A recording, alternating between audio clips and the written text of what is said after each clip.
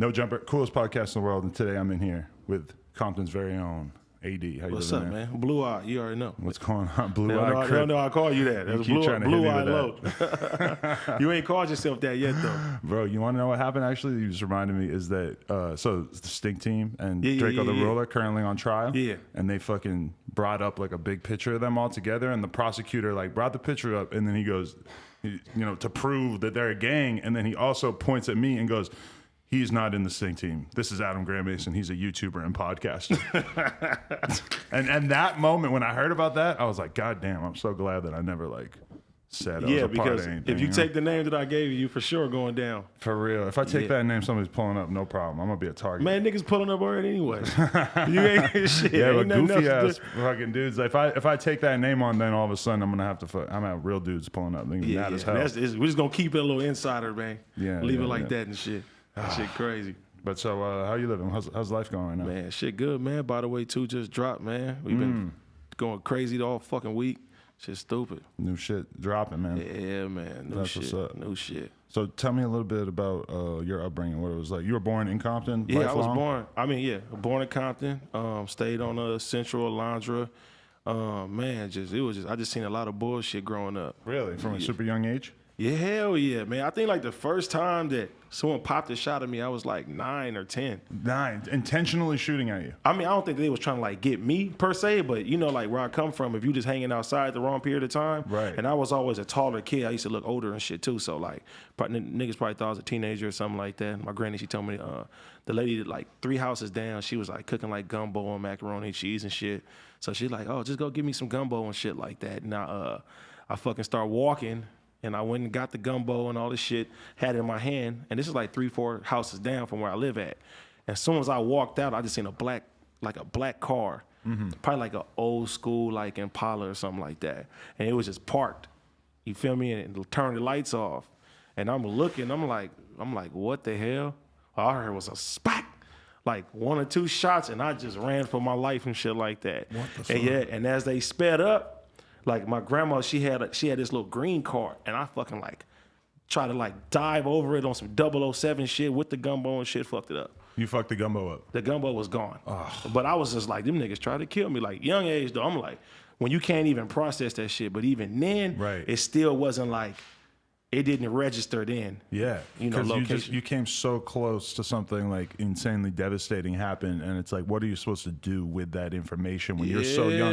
Like, if I was 9 and somebody in school had like even punched me in the face, I wouldn't have known what the hell to think. You know, it would have been. It's kind of hard to like consume or like comprehend that kind of like cruelty. Yeah. Never mind a bullet, which is more of like this mysterious thing. Because if it don't hit anything, it's whatever. But if it hits something, it's the end of the world. Even you said 9. You said somebody punch you in the face. Like my first day, when I went to Caldwell Elementary School. It was like 4 or 5 houses down from my house. Right. And like I met a lot of my friends in the neighborhood from there. The first day of school, my homeboy took it. He had tripped me.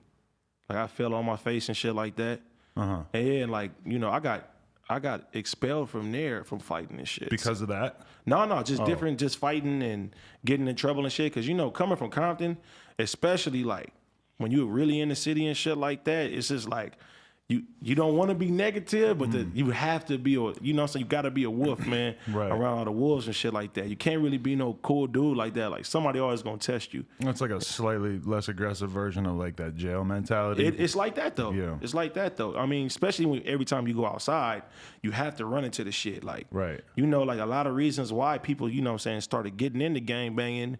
You know, these guys over here, they taking Dick homie skateboard or, you know what I'm saying? Just like the littlest shit. Just little tiny things where you just like, as a, you know, you start growing into manhood and you like, man, I ain't taking this shit no more from these niggas or anybody. You know what I'm saying? I was thinking about that a shitload because I was just in the UK and, you know, out there they stab each other. It's like, you know, 90% plus of the murders are like stabbings. And it's so crazy. Like I'm reading these stories and stuff and it's tripping me out because I'm thinking like, none of these stories would go down in LA because in LA, if you're a tough dude, if you're with the shit, whatever, if you're trying to pull up on somebody, it's like you're gonna have a gun on you because you are assuming that the other people have a gun on you. In England, it's like that's not really as much of a concern. So you end up with these stories about these insane like street brawls where people are getting stabbed 30 times and shit. And I'm just reading it like, it's just different because it's like so much more like intimate to imagine like stabbing somebody, whereas you could be standing down the block shooting at somebody and killing them. You know, a lot of people, man, they just do drive-bys or they'll just aim wherever. They don't know who are they trying to get at the end of the day. So it's like, I mean, but like me growing up, like in high school and middle school, we had brawls. Like, you know, when you at school, it's different. Right. Like you have fucking brawls and the race riots used to be cracking. It was next level. Really? Like, yeah, like black versus Mexican? Yeah, or? it used to be bad. Like I love Mexicans, you feel me? Like it wasn't how it is now. Right. You know what I mean? So it's just like at the time, it's just like shit. Like I remember one time a rumor came out. They said like something happened in jail, and the rumor was the Mexican mafia put out a hit out on all the black kids that wore like a white T-shirt. What? Yeah. So everybody from every high school was just on edge. Like they said they was gonna bump your car, and if you got a white T-shirt on, they was gonna smoke you and shit like that. Right. So that shit made tension like And when just you were rise, coming up rise. was like the age of the white tee too, right? What? For sure. For sure. Like this shit's crazy too, because it's like, you know, I remember the first time I was in Bellflower, and you know what I'm saying, it was I forgot what hood it was, man, but we was going to a party, man, and the SA nigga pulled out a shotgun on us, like, what's up? Like, niggers? We was like, whoa. Like, Hit you with a hard R. Bro, I mean, shit, you pull that out, like, this shit ain't nothing you could do after that. And I remember one time, too, I was in Long Beach. It was a young guy, man. He had to be like 9, 10 years old. We sitting in the car, nigga, he just pulled up on his bike. He was like, what's up, niggas? We like, what? Nigga, pulled a strap out on us and shit. We like, ain't nothing we could do. What'd you do? We couldn't do nothing. You just got to take that shit. And it's a little nigga on top of that. So But he was trying like, to take your shit? No, he wasn't trying to take nothing. He was just trying to punk you. A little nigga with a gun. What the fuck? Yeah, it was bad like that back then. That's crazy. Yeah, it was Damn. bad. So were you like, when did you even realize like what a crip was or what the gangbanging shit was? Were you just around it from birth, or was it something you I kind of mean, my uncles and my daddy's side of the family, they all was, you know, from Harlem Crip and shit like that. So when I was growing up, like, they had the ghettoest barbecues. You get praised for like the negative shit that you do and shit like that. Really? So yeah, so all my little cousins growing up, they like, oh yeah, they want to be Crips and shit like that. And my neighborhood, it was all Crips and shit, but we were like all my homies was like older. So I didn't want to, like, you know what I'm saying? There wasn't really no younger people that I can relate to and shit like that. So I would go to my daddy's house, all my cousins, they bang in Harlem. You feel me? I'm going right there on King. And Wait, so explain what's Harlem Crip? I don't know. Harlem Crip is it's a gang in Los Angeles. But where'd that specific name come from, or that segment? Is it like any characteristics? I don't know where it come from. Okay. I don't know where it come from. They got a Harlem everywhere though. Yeah, I don't know. Okay. So wow, so you've just basically been associated with it from a young age. And did that occur to you when you were young that there was something different about the fact that you seemed to be able to get praise from talking about something that was like basically negative that they were telling you in school you weren't allowed to do and that was bad, but then like you were getting mixed messages basically, right? Yeah, because my grandmother, she had worked, rest in peace, she on my neck. She had worked for Compton Unified School District, and like she did everything by the book. So like she didn't like cursing. She didn't believe in family fighting. She didn't believe in stealing. She didn't praise none of that stuff. Like, and then you go to with your dad, and then on the weekends, your cousins is over here. Y'all got sock and boppers, and they telling y'all to get in the ring with each other, and you know what I'm saying? Everybody fighting and doing all type of crazy shit. So, you know, the one side of you is like, okay, my grandma and them, they women. My mom, she working. They women. They don't know what it's like to be a boy growing up in South Central. And I got all these cousins my age, and they acting crazy, and my uncles and them banging and shit like that. And that, you know what I'm saying, as a man, it's just like, okay, I'm gonna make my own decisions. Right, definitely. So were you always interested in the rap side of things, or did you always see that as a possibility since you were young? That was always my escape. You know, I probably dodged a lot of bullets by, you know what I'm saying, trying to record myself. So, you know, I always had dreams of doing music.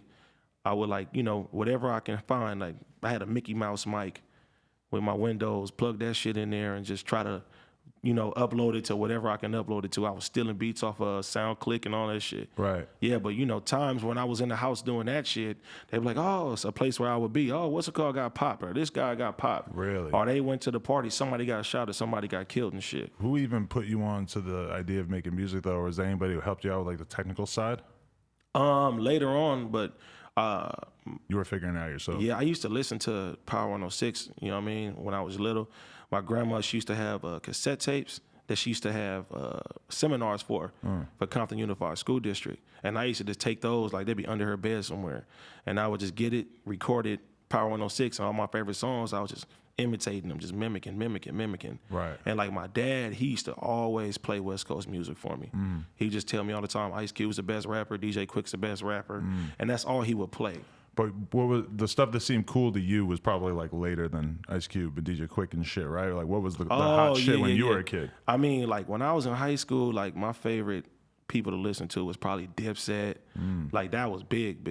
We bought the hats and all type of shit like that. I fell in love with like East Coast music. I mean, we're talking about you coming up in the age of the white tee. I mean, Dipset, they kind of had a monopoly on some white tee swag. Cameron was that guy, man. He was that guy. But you know, I was into battle rapping in middle school and high school. So you did get into that. Okay. Yeah, I was really into that. So it's like the West Coast scene wasn't really into bars and catered to that. So East Coast, I was like, you know, they rapping. Right. I respected that. So like Jay-Z and Dipset and Nas and all them, I was really into that shit. Oh wow, Cassidy too. How did you get into the battle rap side of things? I feel like that's such like an alternate, weird, like side universe within hip hop. You know what's crazy is like what I'm known for now. I wasn't like that. I used to sit in the house and I used to think of line and I'll just write it down and try to piece shit together and then go to middle school. And I used to suck too. I'm gonna keep it 100. Like you know what I mean? In high you were school, that young? Yeah. Okay. In high school though, my school actually let us do ciphers, and they would like sell tickets for us, like in assemblies, and let us rap against each other. Oh, really? As long as it was clean and shit too. So they like. So you couldn't swear?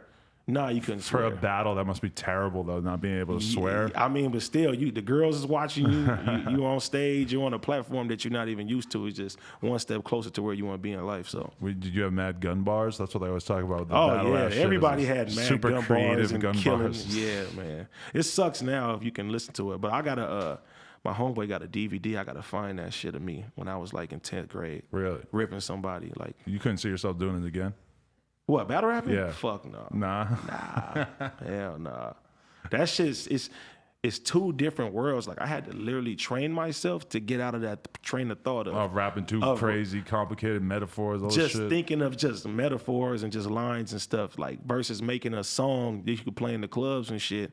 It's like it's two totally different worlds, and you got to really train yourself. Right. When did you decide you wanted to sort of start adapting over to like traditional hip hop in a sense? Oh, it was my brother Ali, man, mixed by Ali. Is he the brother who's locked up right now? No. Oh, That's okay. my little brother Pip. Okay. No, Ali is Kendrick's and the whole Top Dogs engineer. Right, okay. Yeah, I got kicked out of my high school for the second time, and then I was gonna go into his school. Before I went to his school, me and him ended up getting arrested at a party, and we was in the back of the police car, and we was just introducing ourselves to each other, talking about everything we wanted to do in the future with music and shit. What'd you get arrested doing? We was at a party and a fight happened. I didn't even do shit. My homeboy, he was walking outside. He accidentally got hit in the head with a chair. Wow. And when we was walking out, the police officer came out. He was like, he looked at him and just started choking him. And I was like, officer, you ain't got to do him like that. You ain't got to do him like that. Next thing you know, I get leg sweeped. They hitting me with clubs and shit. So I get up. I'm like, what the fuck? Like, yeah. I didn't know the law back then either. So I'm sitting there squaring up with the police officer and shit like that. Them motherfuckers tackle the shit out of me. They hitting me and shit. They put their knee in my back. Wow. Just fucking me up, for real. That's brutal. Yeah, but then, met him in the back of the police car. And he ended up interning them for Top Dog and them. So he bought me around Top and Kendrick and J-Rock and them early on. Okay. Like when J-Rock first got his deal and shit. So is that when you started to like put together a lot of what you were trying to do musically? Yeah, he told me basically like, man, that bar shit ain't gonna cut it. He's like, you know what I mean? Just That's gotta be a weird conversation to have with somebody. Like, you're rapping too good, man. it's not even like rapping too good. It's just, people think about how can you make a living and money off of this shit. You know what I'm saying? And there wasn't no smacking URLs back then like that. Right. It was just like a real underground circuit where it really wasn't no money in that shit. Right. And he just helped me out. He brought me around them, linked me with DJ Ill Will, and that's kind of how I got my start. Interesting. Yeah. Okay. So at that time, what year are we talking when you first started to like get It's in like the game? 2010, 2009. 2010, 2009. Yeah. Okay, that's when it started to sort of work out. Yeah, it started. I mean, it didn't work out yet. I still had a lot of growing to do. Right. Were you playing sports in high school at all? Fuck no. No? Okay. That's annoying because people always ask me that question because I'm big. I know. They say to me all the annoying time. question, They're like, right? you play football, don't you? You play football. I'm like, nah, I ain't playing no football. You do strike me as a football player, I'm See? gonna be honest. Yeah. That's definitely the vibe. I don't know how to take that, man. I don't know how to take You just that. kind of got that build. You tackle a Yeah, motherfucker. you know, motherfucker. And then, you know, sometimes my uncles and them, they would shake their head like, back then they was like, man, you should play basketball. You're tall and shit. I'm like, I don't want to play basketball. That was me as a kid too, just basketball. Everybody just would act like I was such a fool because I didn't play basketball. It's like, bro, I could barely fucking get that ball in the hole. The niggas that I used to know that had crazy basketball dreams, them niggas ain't got no hair no more, bro. And it ain't because they shaved their shit. That is true. Anyone in high school that you were looking at like he was the man for playing basketball is like, no. That nigga got 6 kids and he works at Home Depot and he's thinking of offering himself. He's dealing with the fact that he never made it to be what he wanted to be. Man, and you know it's crazy, like my high school, like a lot of people went through a lot of bullshit like that. Really? Yeah, because you know, like as a kid, you got all these aspirations and dreams, and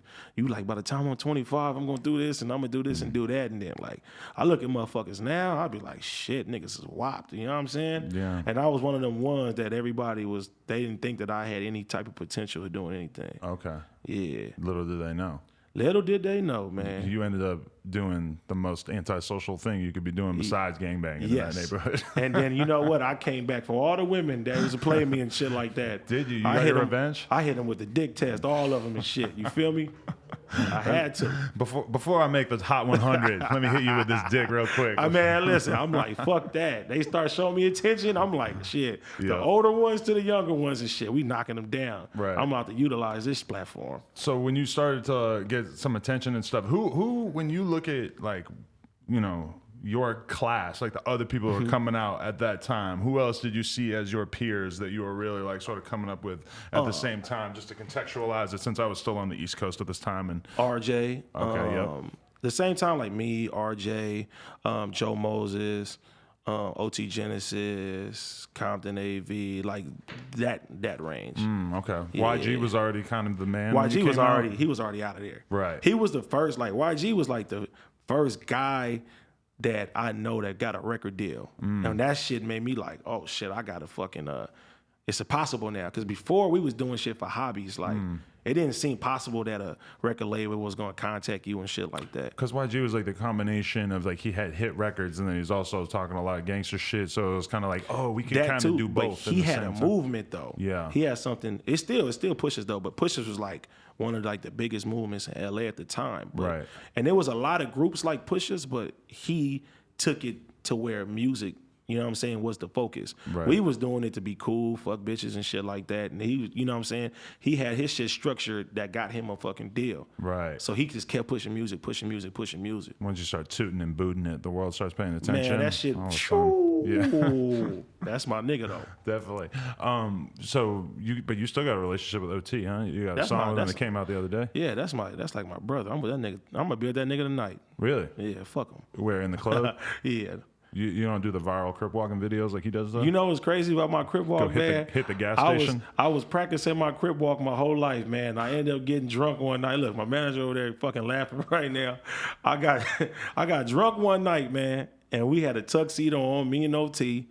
And I had on these big ass hard shoes and shit like that. I was drunk as fuck. And I started crip walking and shit. And man, Big U recorded it. Shout out to Unc. He put it on his Instagram and they tore me a new one. Really? Oh, they fucked me over. Oh my God. He's the main one, man. Spin moves and tornadoes and all type of shit. Right. So I had to live that for like 2 weeks. And since then, I ain't fucking crip walk no more. They don't like my variation. It's my drunk variation of it. Holy shit. I mean, like, that's kind of funny because I feel like dancing wasn't really cool for a long ass time, and I know a lot of people who are like, damn, all of a sudden dancing's cool. Like, I've been dancing since I was a little fucking kid, but it just wasn't cool. I'm scared to bust a move or anything now. Yeah, Big U got you traumatized, huh? Yeah, man, Big U fucked me up, man. Holy shit, that's a good story right there. Hey, but at least OT didn't give up. He's still going for it. You know what's crazy? I met OT in high school, and he was part of a crew that them niggas used to come and just dance. Like, really? Yeah, like he had homies like that. When they came in the building, the fucking R&B music coming out, them niggas taking their shirts off, dropping to the floor. I ain't had nobody like that. I was like, man, these bitch ass niggas coming in here. Them motherfuckers doing the worm and shit on bitches and shit. You're not you gonna take your shirt off at the function? Man, fuck no, man. Hell no. But you know, it'd be a girl that you plotting on the whole night. You think that you got her, and then the fucking R&B music come on, they playing some bullshit, and these niggas just coming out looking like I don't know what the fuck they looking like. Oh damn! I never had a girl stolen off dance moves before. Man, listen, Adam, it's different when a girl can like you than this nigga come out of nowhere. He on the floor. Her legs go on the floor, and this nigga's just dry fucking her on the floor, and you know you lost her forever. Daggering it's over. Man, I'm like, man, I'm still mad at some of these bitches, man. You ever see those videos of the like Jamaican dance club shit? It's like that though. It is like that. You ever seen that nigga? Hey, look. So they just bought OT out for the Millennium Tour. I went with this nigga, right? And then they had that nigga, what's that nigga? Spectacular. This nigga going crazy on here. Really? Bro, you gotta watch it on Just YouTube. in terms of like they do that shit where they're like basically like jumping up and down on top of a girl. Okay, imagine that, the dance hall shit, but imagine they with R&B and much slower. Okay. That Like, sounds kind of intimidating too, yeah. You don't want to do that, bro. Like, it's some shit that you behind closed doors with your woman. She still, I don't know. That shit is that. That ain't me though. I wasn't doing that shit. Yeah. My homie used to say he want wanted to fuck the hyphy music. That's the type of nigga I used to be. What? Fuck hyphy music? No, fuck too hyphy music. Really? You know what I'm saying? He used to be like, man, fuck all that R&B shit. We trying to knock some shit down. That's a We really ain't good making no question. love. We don't talk about that enough. If you're about to get some ass, what do you put on? I mean, now I'm gonna still Yourself? put on hyphy music. You said yourself. You put yourself on? You listen to yourself. She realizes to get after about some 2-3 cheeks. minutes, like, wait a minute, this is you? I ain't gonna say nothing. No. I used to look. It's crazy too, cause me and the homie we used to lie, bro. I remember when the Chris Brown Run It came out. We used to lie to bitches and tell them that was me and I was Joel Santana. He was Chris Brown, not knowing these niggas was about to be big as a motherfucker. Holy shit. And those girls are going to be coming back. Like, you fooled me. Yeah. Catch a case over that. Yeah. He said they he was didn't a give me no rapper. ass back then anyway. I was too little. Hey, it was a girl in my neighborhood though, man. Everybody used to try to play hide and go get her with her. She was the only one and shit too. So you know. What, she was the only bad one in the whole neighborhood? I wouldn't say she was bad, but I'm gonna say that everybody wanted to play hide and go get her with her. In You know the how hide and go neighborhood get it is is? scarce. You know how hide and go get it is? No, what is that? See, man, I knew. I'm just you going didn't along know. with it. It sounds All like some right. sexual shit. It kind of is. So like when you like a little nigga, like you know, you shouldn't play that shit past 11. I say. Okay. And kids don't do this shit. So look, you ain't getting no ass yet. You feel me? So basically, what you do, the bitch go hide, you go run and try to get her. You grab her booty and shit. Oh. Yeah. So that's the whole game, is just to grab the booty? I mean, back then, that was your first little pass at sex back then. You wouldn't get no ass. When I was like 12, I would look forward to like getting a hug in the hallway at school. That's what I'm saying. It's know? cool. Like, So imagine that was the closest thing I had Imagine going. grabbing a fucking butt Yeah. as a little nigga. You feel like you got some ass. You the man. That's funny because like the kids invent shit like that because they're like too nervous, so they don't know how to go about getting into some sexual shit. My first time I ever kissed a girl was playing Spin the Bottle. Well, that's actually a good way to do it. You know, But I got look, to kiss all the girls at the party. Like you ever 3 seen different The Mexican Wood? girls. What? You ever seen The Wood? The Wood? No. What's that? You got to see The Wood. It's a classic. Oh, it's a movie. But it's a classic scene. Okay. They say, hey, Mike, we're going to give you $1, go grab her booty. You feel me? And he go run over there, he grab her ass, and her brother's a blood. He come beat the shit out. Spoiler alert. Her brother come beat the shit out of him for this shit, though. But that's what kids used to do. Right. So I'd be like, I'll give you $1, man. Go grab her butt right now. You ever see Billy Madison? Who was that? Oh, Billy, Jim Carrey, right? No, Adam Sandler. I said just Jim because there's Carrey. a scene where they try to dare him to grab the teacher's boob on the bus, and I forget if he does it or not. He goes, "Grab her boob." That's assault, brother. Wait. Which one is that? Is that when he had to go back to school? Yeah, when he did the academic decathlon. Okay. Yeah. That one was good. You know, there's like finding out about a movie like that when you're like 12. That was my whole life, bro. And also, he grew up like 20 minutes from where I grew up. For real? So that was You ever met him? was our boy. No, I never met him. But you know, in LA, there's a million famous people in LA, Yeah. so it's like easy to have a hometown hero. Growing up where I grew up, there was nobody. So the fact that Adam Sandler was like the funniest dude, and he was from where we were from, oh my god, we were riding with him. My hometown hero was a Game when he came out. Yeah, so you remember that? And that was because that was a big thing because there hadn't been like a popping new dude from the West Coast for a minute before that. And you know what's crazy? Like I really, really was like a Game fan. You know what I'm saying? So later to be on his album. You know what I'm saying? The first album that ever was on, that was dope as fuck. But Which album did you get on? The documentary too. Oh, okay. I think that's his last album before, huh? That's his last album too. He got that new one in the works. Yeah. His shit, man, Chuck is hard. He's taking too long putting that out because he had those bars where he was like saying that he fucked Joe Budden's wife, but now Joe Budden ain't with the girl anymore, so he might have to redo that song. I think he's still married to her though. Actually, I think they were fiance or some. Maybe he just didn't have to go through with the deal. I still ain't seen Get Rich or Die Trying to this day. You still haven't seen it? Nope, because I was that much of a Game fan. When he was beefing with G-Unit, like I said, fuck the East Coast bars and shit. I done crossed over. This I is heard West some Coast people shit. talk about that shit like it's a classic. Like I People legitimately tell me that movie is classic. They be like, you ain't never seen it? I'm like, I remember seeing it, and I copped the bootleg from Canal Street in New York. That's how I got it, which is insane to me right now. Like, why didn't I just go to the fucking movie theater?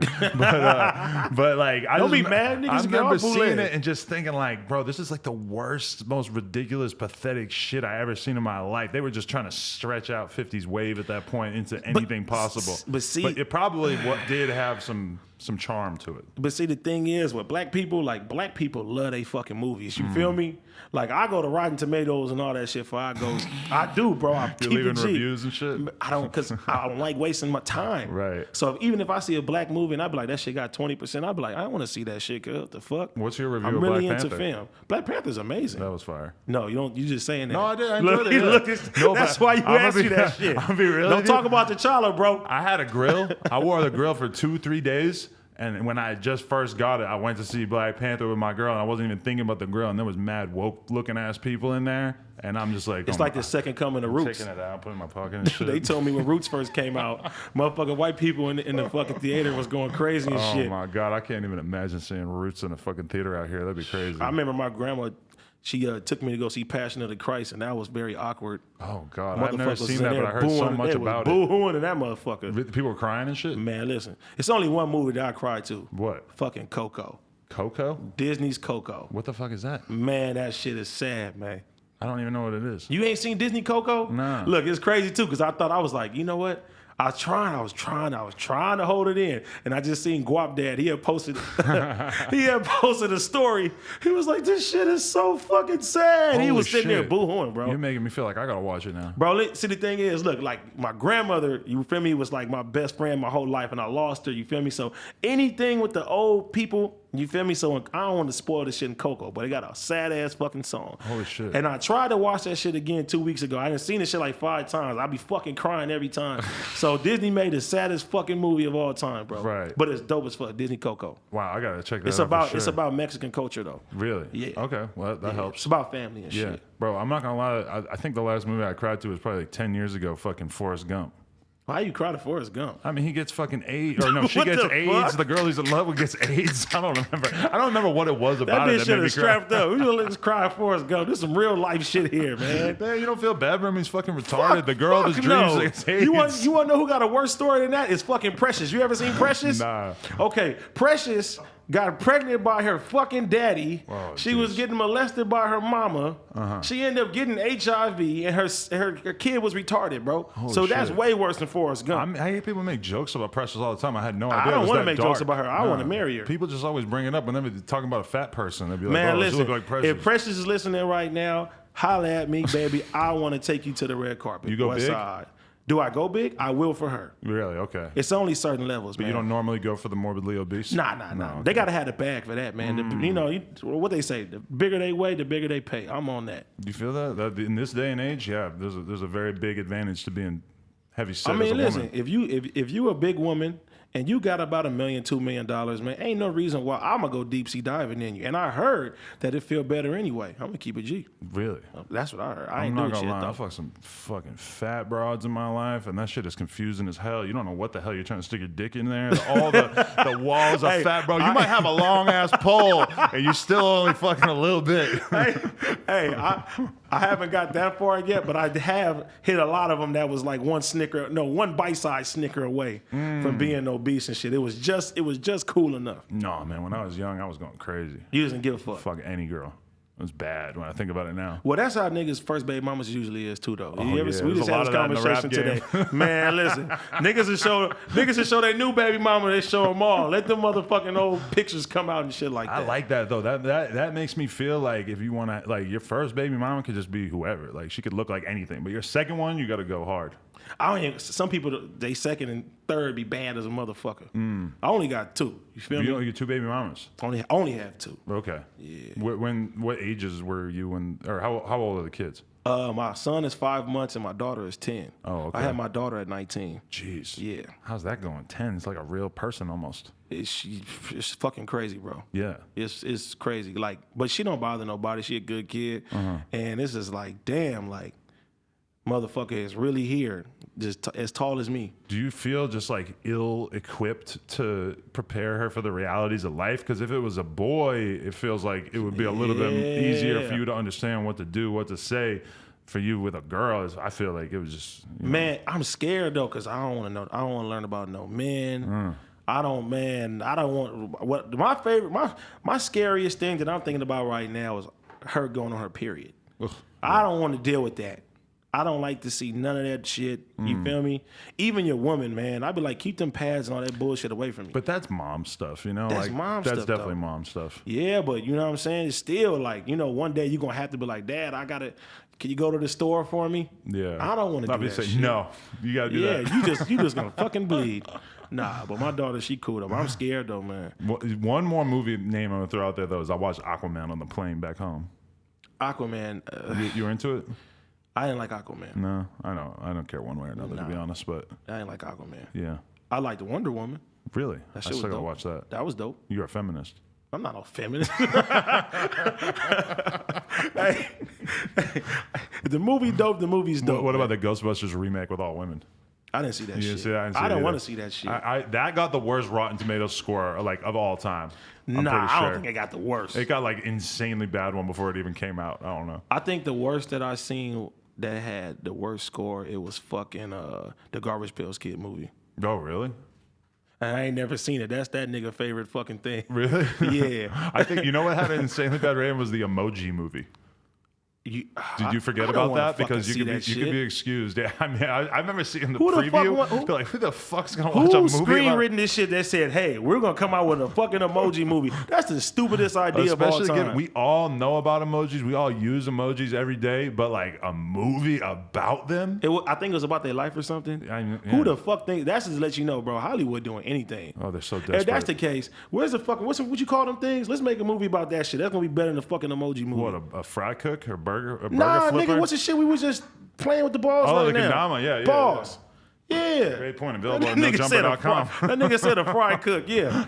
You're talking about fry cook. Exclusively available on nojumper.com. Exclusive. That's exclusive, yeah. Wait, all right. Let me answer this question: is what was your first song that really started to get you hot in the land? Oh man, I got the juice, man. It changed my life. Really? Hell yeah.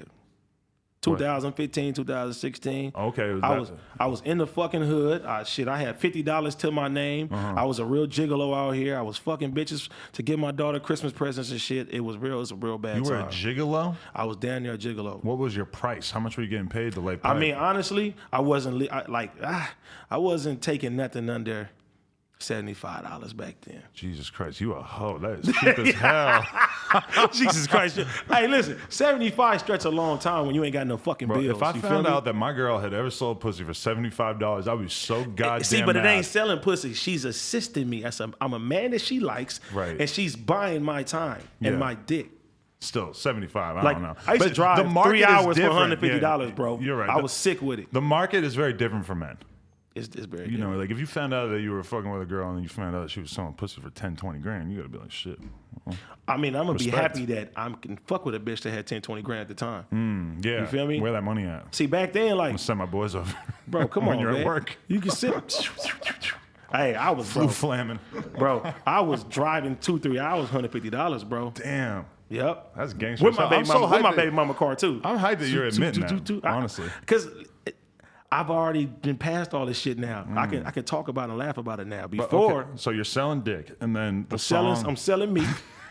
Correction. The meat show. The meat show. Welcome to the meat show. Featuring. But I wasn't like no fucking prostitute on Backpage. I wasn't that's how I think now. Y'all thinking of this shit. No. But like I would meet a girl. Like my dad always told me. You feel me? He was just like, when you meet a bitch, you feel me? You need to get a bitch with some money and shit. You know what I'm saying? She needs you need her motherfucking help. And that's what I used to stick by at the end of the day. I wish somebody had put me on that, because when I was young, I did not know anything about the fact that you're supposed to be trying to like get some money out of a girl or whatever. Like when I was young, I was fucking hooking up with like girls who had money sometimes, but I didn't know that I should have been trying to like convince them that I needed $500 for a parking ticket or something. I was taught you get a bitch with some money, right? and you jump in the car if her family got money, and you let somebody run to the back of the car while you're driving, and you get the insurance money later on in life. Wow. So that's when I was little. That's the type of shit that I used to get the tactics and shit from. So you learned a lot growing up in Compton, huh? Yeah, man, what? It was bad, bro. It was bad. I tried to sell cocaine for one day, right? My homie, he was selling crack, and he went to the park, and I seen some nigga get tackled, bro, trying to sell cocaine. I was like, I'm out, cause I don't want nothing to do. Because it wasn't his zone. He wasn't allowed to sell in that area? No, fucking like undercovers tackled a nigga in the park, and I got a little bag in my pocket. I'm thinking I'm about to be fucking. Right. I'm thinking I'm about to be Pablo Escobar and shit. I was like, I'm about to sell drugs. Well, selling coke versus selling crack is a very different clientele. I had crack cocaine. Yeah. Okay. Yes, it wasn't no coke. Right. Yeah, it was some made up bullshit. Are people really trying to buy coke in the hood like that? Coke? Nah. Crack? Yes. Yeah, that's what I'm thinking. Them motherfuckers used to buy that shit. Everybody I know who does coke has money, like that they probably might not be living in the hood if they were really trying to be doing snorting coke. Yeah, it's kind of an expensive Them habit. motherfuckers, what they say, they get the glass dick and they smoke that bullshit. But I had one day trying to sell drugs. You feel me? And it just wasn't Everybody worth it. was trying to sell weed. I was like, I don't want to really sell weed and shit. Yeah. Like, nah, like I wasn't into that shit. So, the next thing I thought of, I was like, shit, I'm about to go sell this motherfucking meat. These bitches like me and shit. Uh-huh. Yeah. I had bitches that worked at Armani Exchange at the time, Michael Kors. Man, I had everything you could think of, bro. Wow. Yeah. That's so much respect right there. That's and then big. it was less the risk. It was Nobody's getting busted for that. Cops not nah, concerned. and then if your bitch catch you, you know what I'm saying, with your baby mama or something like that, you be like, I just won't do it again. So you got at least a year to play around and shit. That's amazing. I probably made a lot of money off of that. But okay, so then you have a song that hits while you're in the midst of selling dick? Oh, what? As soon as this shit hit the radio, all you bitches, y'all gotta go. Fuck all y'all now. I went big on them hoes for sure. Prices going up. Man, fuck y'all. Bitches gotta get out of here. Y'all can't touch this dick no more. Right. And if you do want to touch it, it'd be $5,000 now a hit. You know what I'm saying? Yep. Very expensive. Yeah. So how'd your lifestyle change at that point? Man, it was crazy because like it was a lot of bullshit going on in the neighborhood. You feel me? And I lived in my hood. So you walk outside, it's just like it's no escaping the shit. And like my daughter at the time, like maybe like 2 weeks before that, my daughter, she was asking, could she go out and ride her scooter? I was like, nah, I can't even take you outside to go ride your scooter. And my grandma had died maybe a week before that shit happened. So life for me was fucked up. Wow. Yeah. So you got the bad feelings mixed with the good, right? Man, I was just like, you know what? This is like the last straw. And then the shit hit the radio, the shit started going viral, and then, out of nowhere, motherfuckers calling, hey, shows. I was able to move. You know what I'm saying? I was like, yep, shit, move to Hollywood. You felt like you had to get out of there right away because something bad was gonna happen? Yeah, I had to, what's crazy? Before I even moved to Hollywood, I didn't have no credit. So I was making money at the time. For one, the rumor around Compton was AD got signed for $1 million. Motherfuckers hearing me on the radio all day. So I'm like, hell nah. Right. Nigga think I got $1 million in this motherfucking house right now? That's strike one. You feel me?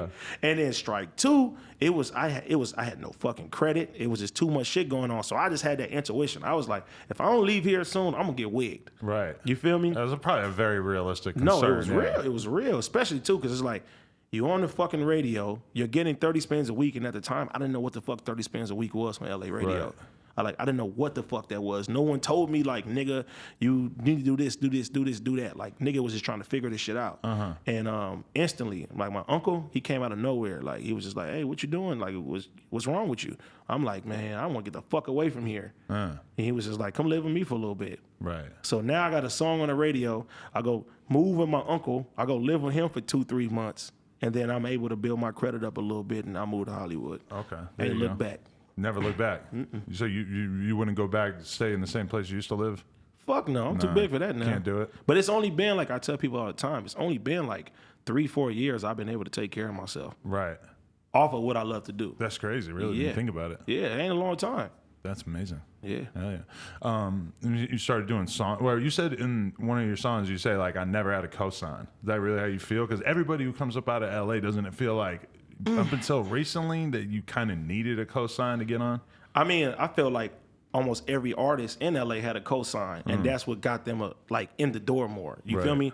So I never, I got people that fuck with me, But I never had nobody say, hey, AD is this guy and walk me into a label and do this. Like, a lot of people, they're part of camps that was already established. Right. And I wasn't part of no camp that was established. You know what I'm saying? I ain't asked for no handouts. I ain't asked for no favors and shit. Yeah. I didn't take this deal. I didn't take that deal. I didn't go in this camp. I didn't come join this. I didn't come join all the other shit. When I easily could. Right. But I take more pride in that. You know what I'm saying? We building our own dynasty. But how'd you end up on songs with people like YG and shit that normally when you think of YG coming up, like, he signs most of the artists that he fucks with on the underground level. Let me give you the background of me and YG. Let's hear so it. When we was in high school, people know about this shit too. When we was in high school, me and YG used to diss each other. Really? We had problems with each other. Where did that stem from? Just he was part of a clique that I wasn't a cool with, and I just The Bloods? No, no, the Blood. No. Back then it was like they all had cliques. Like I told you, he had a clique. I had joined this clique that they had problems with each other, and I told all them niggas, I was like, write everybody's name on a piece of paper, and I'm gonna diss them niggas. And you feel me? Yeah. So at that time too, I'm like, nigga, I'm a young Compton wild nigga. I don't give a fuck, nigga. I'm gonna do anything to get some attention. And I ended up dissing YG. I didn't know him personally, and he dissed me back, and he was like, you know what I'm saying, just dissing me crazy, like blooding and doing all type of crazy shit. Did he say anything in particular that offended you? It wasn't that he said anything to offend me. It was more like, this the only nigga that dissed me back. So I'm like, I had respect for him. I'm like, all right, at least this nigga got balls and shit like that. And the thing is, he's dissing me. He don't know nothing about me. Right. I didn't know nothing about him. I just asked him, give me something about this nigga. And they just told me like little things about each one of these people. And I ended up being in a group with another one of them. Another one, two of them ended up producing for me. Like everybody that I diss, I ended up becoming cool friends with. Well, that's good. That worked out. Yeah. But then look, when YG got signed, I'm like, fuck. You know what I'm saying? I'm like, shit. The nigga I fucking dissed get a fucking deal before me. I'm like, oh, cuz. I'm like, now I gotta work and shit like that. And I think when YG got signed was the moment that I started working harder. So I think it was like real parallels and shit. It's like, okay, I helped you make it to where you make it, and you helped me make it to where I make it. You feel me? And then later on in life, like, I always supported him. Like his first album came out, nigga, I'm support. Cause I'm like, this a nigga from the city that really got a shot. I ain't no bitter, hateful nigga at the end of the day. So I always supported him. And he would be in interviews like, man, this nigga, you know what I'm saying? I used to have problems with this nigga, always supports me. And I happened to be at the studio one day. He came by the session I was in, and he was like, hey man, check out my album and shit. You feel me? He like, come check it out. So I ended up going over there and shit. And we just chopping it up about old times, how we was getting into it and shit like that. And then I was in there with him, Sycamore, and who else is there? I forgot. But my nigga Nano. And they played the beat for me for one of the songs that I'm on his album. They was like, hey, you want to hop on this shit? You want to try it out? I'm like, shit, fuck yeah, I'm about to try this shit. Really? Yeah, so I get on that motherfucker, and they like, man, we love it. So I thought it was dope that we had problems back in the day, and he put me on his fucking album. Were you sweating in the booth like, damn, I got to kill this shit? Nah. I mean, because I know I can deliver. Right. Like, any motherfucker put me on a song, I'm going to destroy that motherfucker. And that's where that battle rap shit come from at the end of the day. Like, bars ain't gonna be the problem. I always love that dynamic when I see somebody who gets on a song that they maybe didn't know that they were about to be on, and you could tell that there's a big opportunity for them and that they're gonna do the verse even if they don't like the beat or whatever. They're gonna get on that shit even if they have no fucking choice. And it's like, it's always interesting, like you're sitting there kind of biting your nails just waiting like, oh shit, is he gonna be able to do this? It was crazy too, and the alcohol kind of helped with that too though. Take the edge off of it, but it's crazy too because that ended up being, I think, the first song on his album, his second album. And we shot the video 3-4 times and it never came out. 3 or 4 times? Yeah, like the first video, he's like, hey, AD, we gonna get you a little 5X fucking black t-shirt. I'm gonna get my 3X and we gonna do the fucking video. Really? Yeah, like he wanted to do it like how Dog Pound, how they went to New York and they was knocking down the towers and shit like that. Word. Yeah, something similar to that though. So these were like 3 or 4 attempts at doing the video that were supposed to be like big budget videos. It wasn't just standing on the corner. They were very big. Oh yeah. Like we did 2 or 3 of them. Was he just so popping at the time that it was all right to just take your sweet ass to just shoot a video 4 times and not put it out? I seen Lil Pump shoot a video and not put it out one time. I thought that was insane. I see a lot of artists do that though, and really? it don't really be them. It be like the label and the look and the feel of what they coming. Because what we was doing was rowdy. Like we really snuck into LAX. Like Like, you know, like where the grass area is and the sign is, like we jumped on the LAX sign. Really? That's pretty tight. Ain't nobody did that shit. Yeah. Yeah. I would be careful as hell at LAX. That's just Oh, hell yeah, we was careful. We was sitting there running from police people and all type of shit. That shit was crazy. Slim 400, shout out to Slim 400. He was with us. He was there? Hell yeah. I still can't believe 6ix9ine got beat up at LAX and it was just whatever. Like, you know what's crazy about the 6ix9ine situation? I'm surprised you never got in with him. Nah, you know what's crazy is that the nigga that was red lighting, like green lighting him, he was with, I was cool with. Who? Alshon at the time. Yeah, Alshon, who I met at that video premiere or the video shoot, which also didn't come out. And me and him had words that day when I met you. Oh, did you? Yeah. Because like one of my homeboys, rest in peace, that was his best friend. You feel me? And I met that nigga. I was always cool with him. He'll come to the hood, like always show love to each other and shit like that. And we was always close. And then the 6ix9ine shit happened. I didn't really know who 6ix9ine was. You feel me? I just knew that Slim and YG had a problem with the nigga. Yeah. So he hit me up. He like, hey, you know, 6ix9ine want to fuck with some real niggas in LA. I brought your name up and shit like that. And I was like, I ain't trying to get in the middle of the, you know what I'm saying, the Paru shit. They got a problem with the nigga right now. I ain't about to jump in the middle of the shit like them my niggas and shit. Right. So I felt like kind of like the nigga kind of was like, I don't know if he was mad at me for the shit, but he was telling people like, man, AD, like he was mad at me. Yeah. And the first time I seen him was at the video where I met you at. How things change so quickly. It just changed that fast. Now he's kind of got to deal with the fact that he co-signed this rat, and I don't know to what extent people make a big deal out of it. Does that seem like the kind of thing that's like a big deal to you? That like a lot of people are like looking at him like. But see, no. This is my whole thing. Like I understand that some people like. That's their opportunity to get into the game. And I ain't mad at a nigga that if you like, okay, I'm going to get around this motherfucker and it's going to boost me up and get in the game and you're going to spin off and do your own shit. I understand that shit. I just think that he thought more of me like a brotherhood and I didn't have his back, you know what I'm saying, when he was dealing with somebody. But I was like, I was never with none of that 6ix9ine shit. Yeah. Like nothing. And I have a lot of East Coast homies, so I would call them. They'd be like, nigga, 6ix9ine is tearing the streets off in New York and blah, blah, blah, whatever. Like, but you know what I'm saying? You seen what happens. Anybody who kept their distance now is looking pretty good. Yeah. You know? I mean, I knew it was eventually that shit was all gonna, you know what I'm saying? Either the nigga was gonna get smoked or it was gonna go down bad like this. Yeah. Because it was too much shit happening for him not to be like, you'd be like, what the fuck is happening? Like, why is this happening? Yeah, how does this nigga keep getting away with this? It was hard to believe it was real when you would like, I would see pictures of him walking across the street, like right over here, like a block or two away with a fucking army around him. And I was just like, what is this? It was also entertaining as fuck. Oh yeah, it was great. Fucking hilarious though. Now we got Lil Nas X. It's not the same. Hey man, Lil Nas X is dope, man. Nah, he's cool. He's dope, man. It's just like, he said, look, how you gonna compare that, man? I'm just saying like this year's viral sensations, you know, you got Blueface fighting with his baby mama, like, oh, great. We had 6ix9ine walking Melrose with a fucking army, bro. That was fun. But you know what's more crazy about the 6ix9ine situation is that grown-ass men were trying to find this nigga all around this city. I got so many calls. Niggas would be like, hey, this nigga is at the fucking Lowe's Hotel. Let's go.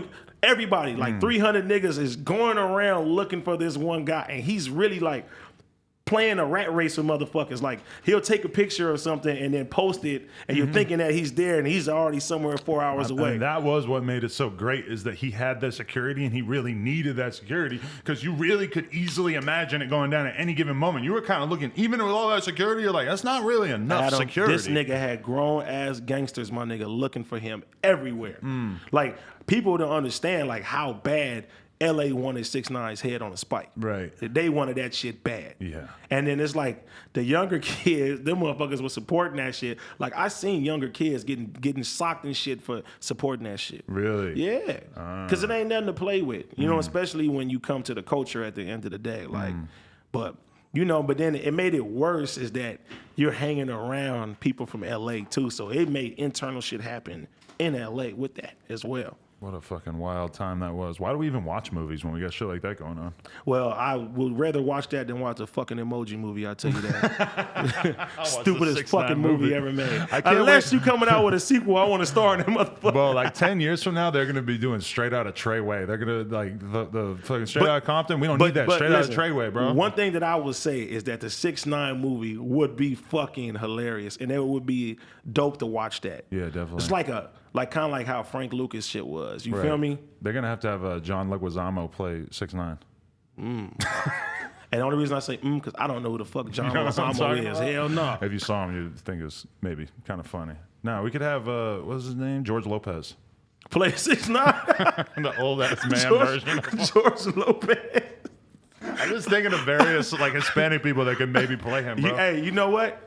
I ain't gonna take this with you because you ain't seen Coco yet, man. No, I gotta get on that for sure. You gotta get on that shit. Wait, so I wanted to ask this. So Slim 400, you know him for a while. How'd you feel when that situation pops up? Man, I was sad as a motherfucker. You know what I'm saying? Like Slim is a real nigga and he's a real street nigga on top of that. But that's my guy, man. I'm glad that he made it through for real. Do you, when you look at you getting out of that environment as quickly as possible, and then you look at something like what happened to Slim, something like what happened to Nipsey, or is this just more and more reminders that it's not safe on the places you come from when you make it? Yeah, and you know, it's just like, you know, the other day, you know, we got hood days and stuff like that. I still go sometimes and, you know what I'm saying? Because I would never turn my back on people I came up with at the end of the day. But, you know, it's a blessing, man, to be able to do what you do. And, man, it's sad, man, that every time somebody tries to help their peoples, man, this shit just gets fucked up. Like, the Nip situation is a situation that shouldn't happen. And to me, is the worst shit that ever happened in L.A. for reals. The worst of all time. I don't give a fuck about nothing else. Keep it G. Yeah, man. And Slim, man. Slim is my nigga, man. You know what I'm saying? That's my guy. Like, as you know, as soon as you get a name in this shit, and the reason I say a lot of this shit sometimes now is like, a lot of these people wanted to be artists. You feel me? There's hundreds and hundreds and thousands of niggas in the hood who will never have the tools to make it. And they see a nigga come out of their section. You know what I'm saying? Because I didn't have problems with niggas in my own section that wanted to rap and shit. And instead of like, you know, asking me to help them, you know what I'm saying? Them niggas try to, you know what I'm saying, be an enemy to me at the end of the day. And then you got to handle that whatever way that you can handle that, and that comes with that. So, you know, I feel like a lot of times just people in your city, like they feel like I'm a better rapper than you. Right. Why is he on? Why is he getting attention? Why do these people fuck with me? You can only help out. Like, even if you... But that turns to hate. Right. Like, Nipsey helped a shitload of people, put mad artists on, helped so many people, like, did so much, showed so much love. Nip did everything by the book. But still, at the end of the day, it's such a tiny percentage of people that you can really actually help, you know? I'm sure that fool who shot him was probably just some asshole that really, like, wanted something from him, wanted respect, wanted the opportunity that he wasn't able to get. I don't know the logistics of what happened or why it happened at the end of the day. I just know, like, dealing with my own life and seeing things, like, from perspective with people, like, people really envy you, and they'll really kill you for that. Yeah. If they get the opportunity to. It's easy to forget what it's like to have nothing. Yeah. You know? You know what I'm saying? When I was out here selling dick and shit, you know what I'm saying? Like, I wasn't looking at nobody complaining. I'm like, shit, I got to knock down Precious to give me the fucking dollars. I'm going to do that shit. You know what I'm saying? But it's not even the money now. Before niggas wanted money, like, social media made it to where motherfuckers really want the love that other people give you at the end of the day. And they can see it up front. They hate it. They can reach out to you and not get a response, you know? Whereas in prior times, they might have wanted to talk to you, but they'll never be able to find you. You know how many times that I didn't had altercations with somebody over Instagram? Yeah. Some shit that I didn't even see. Nigga like, man, I just feel like you changed up. Like, I got homies in the pen, they call me, and they be like, yeah, man, what's the call said, man? You be ignoring them and this, like, nigga. I didn't see that shit. Yeah, exactly. I'm like, nigga, you have my phone number. Right. I'm supposed to look at your DM out of all the fucking DMs, and I'm supposed to respond to what did you expect? Right. You wouldn't help me when I was like, selling dick. Yeah. You know what I'm saying? And they wasn't helping me. So at the end of the day, like, people got these expectations and shit. And as more they see you grind and see you rise at the end of the day, they want more, they want more, they want more. And it never stops. Right. Because I didn't help buy niggas cars. I didn't help niggas do all type of shit. And the minute that you say you can't help them, fuck you. Yeah. That nigga changed or he is whatever it is. So you just got to live your life the best way, period. Yeah, definitely. You knew Nipsey? Yeah, that was my nigga. What was your relationship like? You remember when we met him? Yeah, I met him I met him a couple of times, like in background, but like not no artist to artist at the time. But I remember, I never forget, I was at the fucking gym like 6 o'clock in the morning one day, and I know, look at me, I don't be going like that. 6 o'clock in the morning, damn. Yeah, but you been there since 8 p.m.? Huh? You been there since 8 p.m.? Fuck, It was no. a 10-hour workout. No, I was probably there 5 minutes. But I went and sat down, and I had my headphones on and shit like that. And I was sitting there. I forgot. Was I doing the road shit, whatever the fucking shit? I don't know. But Nip had came and he walked up to me. Yeah, and I was just like, what the fuck? You know what I'm saying? Because after game, it was Nip for us. You know what I'm saying? Like, that's the nigga in L.A. that, you know what I'm saying? We want to structure our shit like that was a hometown hero. Right. You know what I'm saying? Especially for me.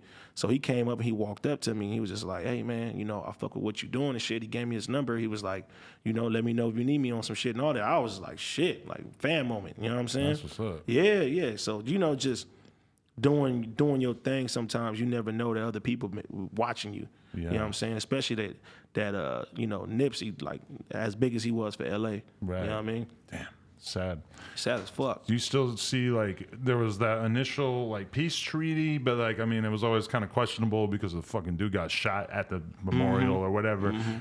Do you feel like there's been a change in the overall attitudes towards people, or is that even possible? I feel that the people that need to get it. And they're trying to do it. You know what I'm saying? Like, people like Big U been trying to bring people together.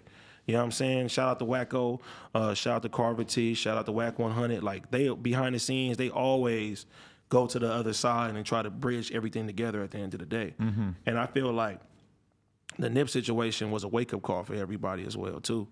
Because, Nip did everything by the book, and still bad shit that happened to him. Yeah. So it's like, you know what I mean? You just got to do what you do. But I would never say it would be a peace treaty because there's years and years and years of conflict with gang culture in Los Angeles. It'll never be to where everybody is holding hands around here and shit like that.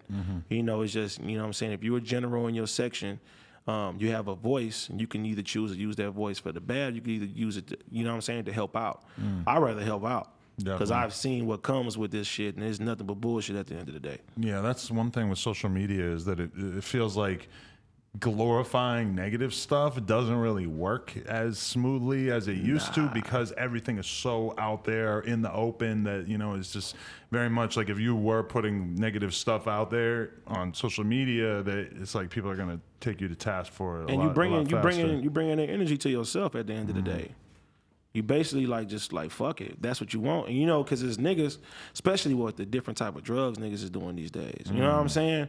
Like, niggas ain't just smoking weed and, you know what I mean? Niggas is popping pills. Niggas is going crazy nowadays to where they mental is already fucked up. It's easy to forget about that when you hear about crazy violence and shit like that. This motherfucker might be all fucking 6 perks not knowing what the fuck's going on. Yeah, it's just like, the OGs, they used to be off of motherfucking, what's that shit, the PCP and shit. They be like, get that nigga the wet. You know what I'm saying? Let him go shoot some shit up at the end of the day. Like, right. So, I got little homies, them niggas to be doing bars and all type of shit, getting all type of trouble and shit at the end of the day. Pop 3-4 bars and shit. Like, it's go different. Shoot somebody you don't even remember. It's just different. It's different shit now. And social media, man, like, it just fucked up shit even more. Because it's like, now motherfuckers is broadcasting the shit on Instagram. Everybody snitching on themselves. It's crazy. Shit, we're getting close to the hour mark. For real? Yeah, man, that was a long one. God damn. It was fast. We got to do this again, actually. Man, anytime, bro. Easy, yeah. You're a good person to talk to. What, on a more personal level, what music do you want the people to be aware of that you have coming out, or like what kind of projects you've been working on? Yeah. By the way, 2 is out right now, man. That shit's dope as fuck. We got a lot of great features on there at the end of the day. It's probably one of the best sounding things coming out of LA in a long time, and I stand by that. There you go. Yeah. I need to do some shit with no jumper, man. Let's do it, I've been asking for a fucking hoodie for a whole year now. Look, we have hoodies out there. I'm all about that. I just got to make sure that they got it. Nah, you already know you my guy, bro. No. Definitely, though. I guess every time behind the scenes, I'll be like, man, you good, bro? You need me? Nah, because actually, Slim's dude, Mud, was just hitting me up saying that Slim needs a pack in jail right now. Hell or not in jail, but in the yeah. hospital. And I was like, fuck, I got to get fucking some more shit because I don't even know if we have shit out right now. Oh, it's crazy too. My manager, he just told me some shit. He was just like, talk about me and Greedo. You feel me? Oh, really? So a lot of people don't know. I got me and Greedo used to be like in a group together. At the what was that called? I didn't know about that. Yeah, it was 24-hour boys. Shit was dope as fuck. Wow, really? What year was that? Yeah. That was like 2014, something like that. Okay. 13. Damn. Yeah. And that nigga, man, that nigga always been talented. He always is making his own beats and shit like that. We actually have a song, we ain't released it yet, but he says it at the end of the song. He be like, me and AD started out in the same group, but we had to go out and make a name at the end of the day. Right. Yeah. And what was that song, the other Greedo song that you're on? I'm on a Blower. I love that song. So we did that shit the same day. Yeah. But really? Yeah. He had told me though. Shout out to Kenny Beats. He made that shit. Oh wow. Yeah. He told me, he was like, when he was in jail the first time, he was like, man, I was in the pen, nigga, and I seen your shit going up. He's like, I seen your shit going up. You know what I'm saying? He came out and just started tearing shit up in the city. Wow. Yeah. That's crazy. Free Greedo, man. Yeah, Free Greedo. That's my guy right there, man. Day one. Real nigga too. Man, they're teasing us though because they keep acting like there's a chance that Greedo going to be out within the next year or two. Hopefully he comes out in the next year or two. I'm not crossing my fingers because fucking when somebody gets 20 years, you can't just start telling me they're about to do 2.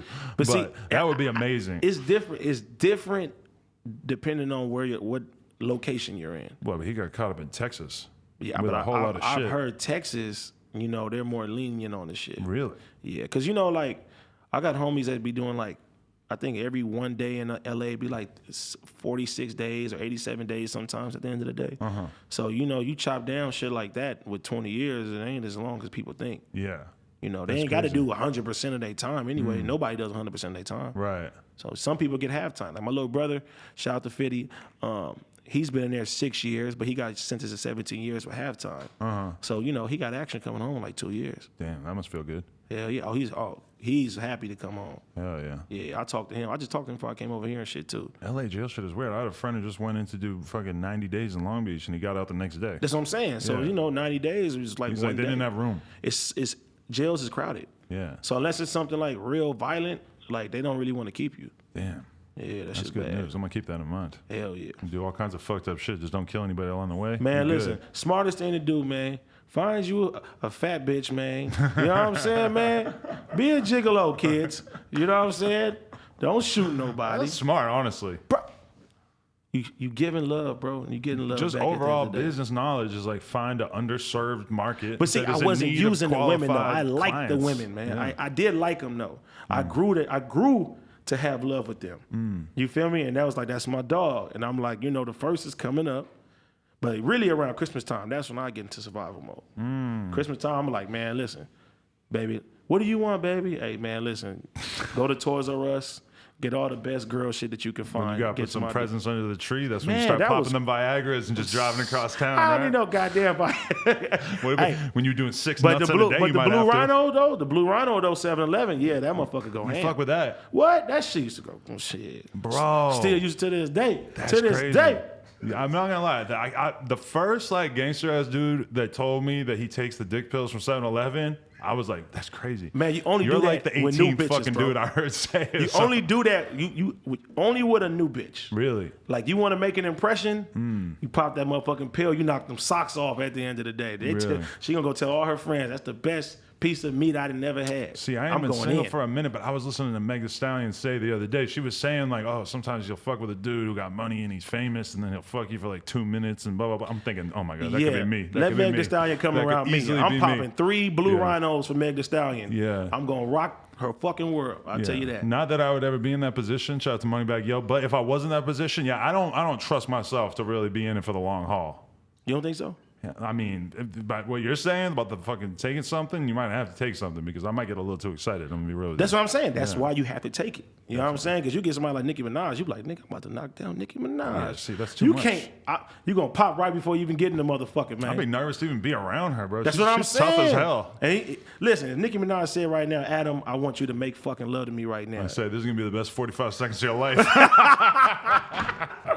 Hey, listen. But round 2 though, Hey, listen. you're gonna love it. I'm gonna take 3 blue rhinos and my shit's gonna grow like this, and I'm gonna go to fucking work. You hear me? And the head's gonna pop off like that, and fly across the room too. Look, this is you have to surgically reattach. This is a representation. Yeah. Oh, I missed. Never mind. I missed. Imagine you finally get to fuck Nicki Minaj and you break your dick. It's worth it. You broke it before? My dick? No. No, you never did it? I mean, no. I heard a lot about it. Maybe the bigger ones might break your dick. Bro. I'm not gonna lie to you. We were fucking with Riley Reid. She's like 90 pounds. She's smashing up and down on. I thought she was about to crack my shit in half. I probably had to slap her in the back of the head. I thought about it. Yeah. Somebody doing all that shit, like you purposely trying to break a nigga meat. That's Trying to kill me? What the hell's wrong with you? So maybe, I just take it back. Maybe, no, bigger women got so much more extra layers and shit. Maybe they can't break it. But a 400-pound woman is not going to be just fucking bow, jumping all over you. But is like her crazy. pussy going to do that? Her pussy, yeah, but that's the problem is there's just such a wall. There's so much weight coming down. Let me tell you something. I want a rich bitch as big as Jabba the Hutt, and I'll be happy. I'll be content. That's it.